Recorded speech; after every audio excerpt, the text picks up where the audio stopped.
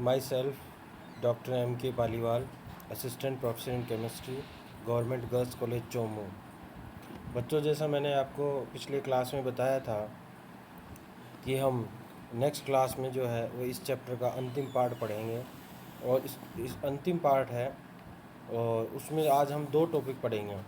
एक तो है स्थिर दाब व स्थिर आयतन पर अभिक्रिया ऊष्मा में संबंध, दूसरा है किरचॉफ समीकरण।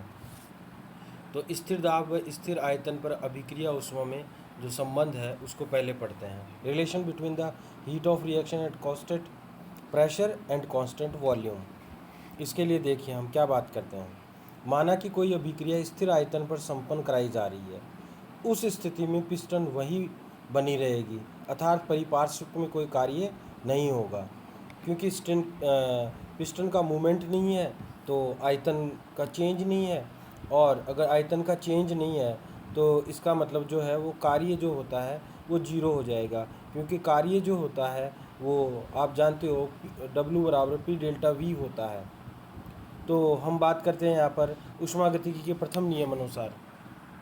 ऊष्मागतिकी के प्रथम नियम अनुसार क्या है, delta U is equal to Q minus W है, अर्थात delta U is equal to QV हो जाएगा, क्योंकि आप जानते हो W बराबर जो होता है वो P डेल्टा V होता है, और डेल्टा V जो है वो आयतन में चेंज जीरो है।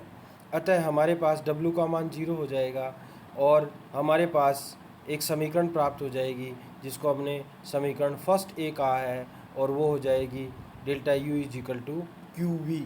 QV यहाँ पर क्या है, स्थिर आयतन पर अभिक्रिया ऊष्मा है। डेल्टा U जो है वो है उत्पाद व क्रिया कारकों की आंतरिक ऊर्जा में परिवर्तन है। मैंने आपको पहले ही बता रखा है कि डेल्टा जो है वो चेंज को बताता है। इसी प्रकार हम जानते हैं delta U is equal to क्या होता है, Q minus P delta V होता है। तो अपन Q बराबर लिख सकते हैं delta U is equal to P delta V। अब डेल्टा U को जो है वो आप क्या लिख सकते हो, UF माइनस UI, यानी कि फाइनल UF का मतलब होगा कि अंतिम आंतरिक ऊर्जा, और UI का मतलब इनिशियल यानी कि प्रारंभिक आंतरिक ऊर्जा, प्लस PVF का मतलब अंतिम आयतन, minus VI is equal to क्या हो गया, प्रारंभिक आयतन।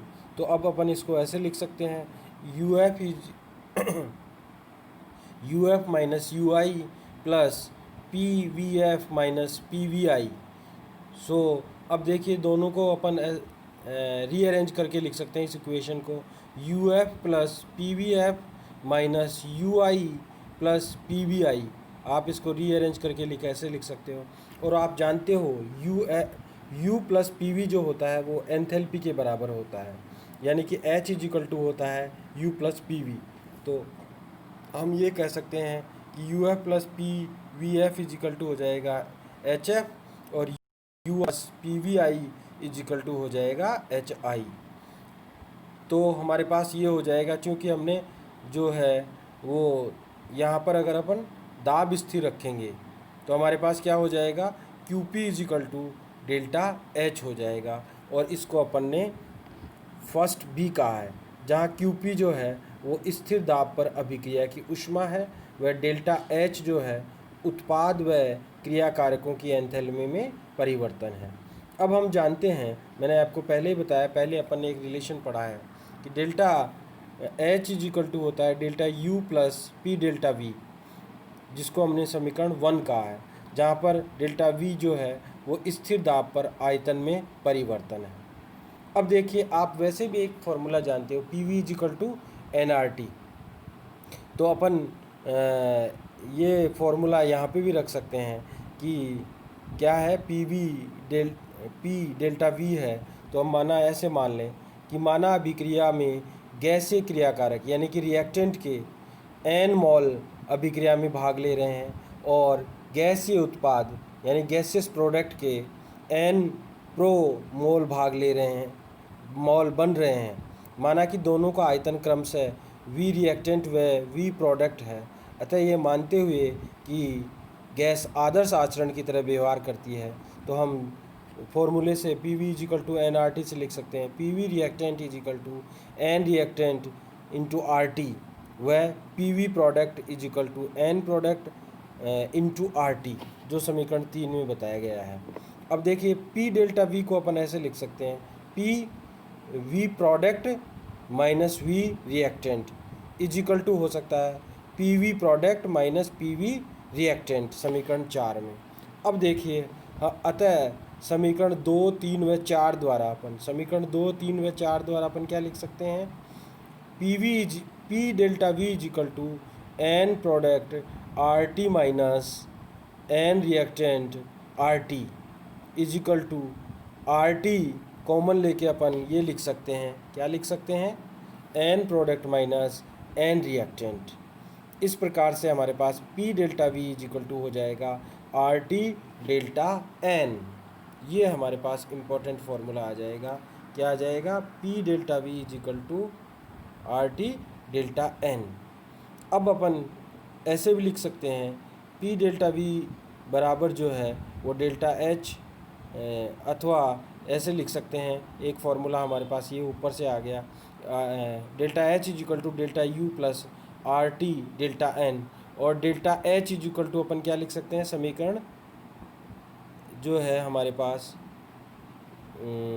समीकरण देखिए, delta H is equal to हो जाएगा हमारे पास क्यू पी, समीकरण फर्स्ट बी से, और delta U is equal to हो जाएगा क्यू वी, समीकरण फर्स्ट ए से, और पी डेल्टा वी के बराबर हम रख सकते हैं आर टी डेल्टा एन।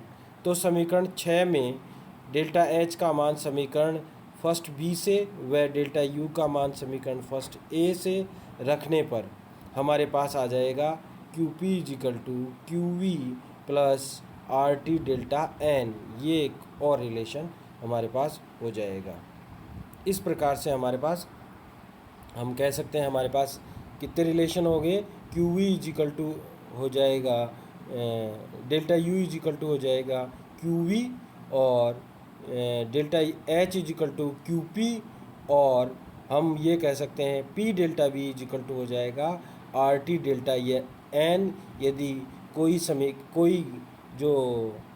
कोई रिएक्शन है उसमें जो रिएक्टेंट और प्रोडक्ट जो हैं वह आइडियल गैस की तरह व्यवहार करते हैं, तो हमारे पास ये हो जाएगा।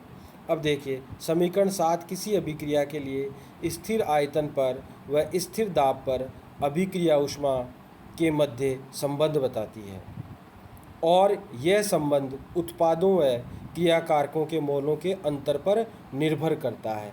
ये जो समीकरण है वह हमें स्थिर दाब व स्थिर आयतन पर अभिक्रिया ऊष्मा में संबंध बताती है, और ये जो समीकरण संबंध जो है वह किस पर डिपेंड करता है, कि अभिकारकों व उत्पादों के मोलों की संख्या पर निर्भर करता है, डेल्टा एन को। इसको स्पष्ट करने के लिए अपन कुछ उदाहरण लेते हैं। वो उदाहरण ये है, देखिए उदाहरण फर्स्ट, हमारे पास H2 gas plus Cl2 gas है, उससे 2HCl गैस बना। इस अभिक्रिया के लिए डेल्टा एन जो है वो डेल्टा एन जो है वो N product minus N reactant हो जाएगा। यहाँ पे प्रोडक्ट के भी 2 मोल हैं और रिएक्टेंट के भी 2 मोल हैं। कैसे, देखिए 2 मोल प्रोडक्ट के, 1 मोल Cl2 का और 1 मोल H2 का। तो ये हमारे पास हो जाएगा delta N is equal to N product minus N reactant 2 minus 2, तो हो जाएगा 0, हमारे पास 0 आ जाएगा। तो अब हमारे पास जो पहले समीकरण 7 थी वो है Q P is equal to Q V plus delta plus R T delta N. अब डेल्टा एन की वैल्यू रखेंगे तो हमारे पास आ जाएगा क्यू पी बराबर Q V plus R T into 0, ये हो जाएगा। तो देखो किसी संख्या को 0 से मल्टीप्लाई करते हैं तो वो 0 हो जाता है, तो हमारे पास हो जाएगा Q P is equal to Q V. यानी कि अगर अभिकारकों और उत्पादों के मोलों की संख्याओं में अंतर नहीं होता, बराबर होते हैं, तो क्यू पी व क्यू वी जो है यानी कि स्थिर आयतन व स्थिर दाब पर अभिक्रिया ऊष्मा का मान जो है वो हमेशा बराबर होगा। दूसरा उदाहरण अपन बात करते हैं, उदाहरण नंबर 2 की बात करते हैं। उदाहरण नंबर 2 में क्या है, N2 gas plus 3H2 gas और 2NH3। इसमें देखिए 1 मोल N2 का है, 3 मोल H2 के हैं और 2 मोल NH3 के बने हैं। तो हमारे पास delta N is equal to N product minus N reactant is equal to हो जाएगा 2 - 4, यानी -2 हमारे पास बच जाएगा। अब हम डेल्टा N का वैल्यू रख देंगे। हमारे पास जो इक्वेशन 7 प्राप्त हुई थी वो है QP is equal to QV plus RT delta N। तो हमारे पास आ जाएगा QP is equal to QV plus RT into -2। तो हमारे पास जो अंतिम फॉर्मूला होगा वो हो जाएगा QP is equal to QV minus 2RT। अब देखिए यहाँ पर QP जो है वह लेस देन QV हो जाएगा, क्योंकि मैं विशेष रूप से बायो के स्टूडेंट को बताना चाहता हूँ कि QP बराबर QV बराबर तब होगा ये बराबर तब होगा, या QP जो है QV के मान के बराबर तब होगा जब उसमें से कुछ घट जाएगा। यानी कि माना हमारे पास ये 10 है और अगर ये 12 है तो इसमें से 2 घटाएंगे तब ये 10 होगा। इसका मतलब QV जो है वो QP से बड़ा है। ठीक है, तो यदि उत्पादों की किसी गैसीय अभिक्रिया जिसमें अभिकारक वह उत्पाद जो है वह आदर्श गैस की तरह व्यवहार करते हैं और उसमें उत्पादों के मोलों की संख्या यदि कम है तो वहाँ QP जो है वह लेस देन QV हो जाएगा। अब अपन नेक्स्ट जो है उदाहरण थर्ड की बात करते हैं। उदाहरण थर्ड में क्या है, उल्टा है। 2H2O गैस जो है वह 2H2G व O2G में कन्वर्ट होती है। अब यहाँ पे 2 मोल H2O के हैं, 2 मोल H2 के हैं और 1 मोल ऑक्सीजन का है। तो हमारे पास delta N is equal to N product minus N reactant हो जाएगा। 3 - 2 इज इक्वल टू 1, यानी कि +1 हो जाएगा। अब वही फार्मूला हमारे इक्वेशन 7 में हम वैल्यू रखते हैं QP is equal to QV plus RT delta N। तो हमारे पास हो जाएगा QP is equal to QV plus RT into 1। तो हमारे पास क्या हो जाएगा, QP is equal to QV plus RT। यहाँ पर QP जो है वह QV से अधिक होगा। देखिए इस वही बात अपन वापस करते हैं। QP का मान QV के बराबर जब होगा जब उसमें से कुछ जुड़ जाएगा। यानी कि ये मान लो है और ये 9 है, तो इसमें अगर 1 जोड़ेंगे, इसमें प्लस होगा कुछ, तब इसके बराबर होगा। तो इस प्रकार से अपन ये कह सकते हैं कि यदि कोई गैस जिसमें कोई अभिक्रिया जिसमें अभिकारक व उत्पाद दोनों ही आदर्श गैस की तरह व्यवहार करते हैं और उत्पादों की संख्या का मान अधिक हो तो वहाँ पर QP is always greater than QV होता है। इस प्रकार से अपन यह स्थिर दाब व स्थिर आयतन पर अभिक्रिया ऊष्मा के बीच में संबंध जो है वो विस्तार से बता सकते हैं और इनके बारे में हम चर्चा कर सकते हैं। अब अपन जो है नेक्स्ट इसकी बात करते हैं, क्या है, किरचॉफ समीकरण की। ठीक है, तो किरचॉफ इक्वेशन के बारे में बात करते हैं।